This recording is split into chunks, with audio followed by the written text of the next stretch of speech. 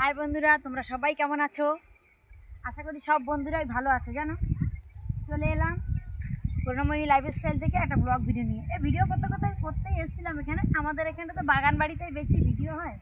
দেখো চারিদিকে বাগান আর বাগান, কুমড়ো বাগান, ঝিঙা বাগান, তো দেখো লঙ্কা বাগান।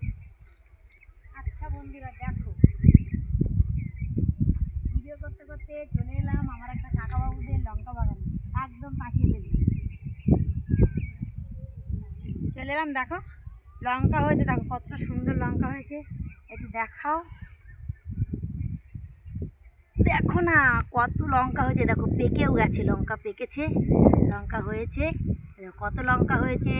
ওদিকে কাকাবাবু লঙ্কা তুলছে, লঙ্কা তুলছে, দেখো পুরোটাতে পেকে গেছে, খুব সুন্দর হয়েছে। দেখো লঙ্কা বাগানটা দেখো, তো তোমরাও দেখো বন্ধুরা কতটা সুন্দর হয়েছে লঙ্কাটা।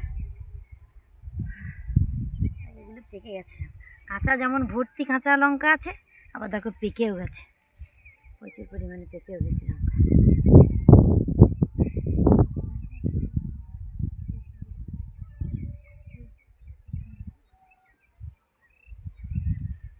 আমার তো খুব ভালো লাগছে, তোমাদের কেমন লাগছে বলো তো? আমার তো খুব ভালো লাগছে, মানে বিকালবেলায় এত সুন্দর পরিবেশ না, খুব ভালো লাগে। শুধু কেন আছাড় খাই বলতো, যেখানে সেখানে বেগুনের কাঁটা পায়ে ঢুকে গেছে আর পড়ে গিয়ে যন্ত্রণা।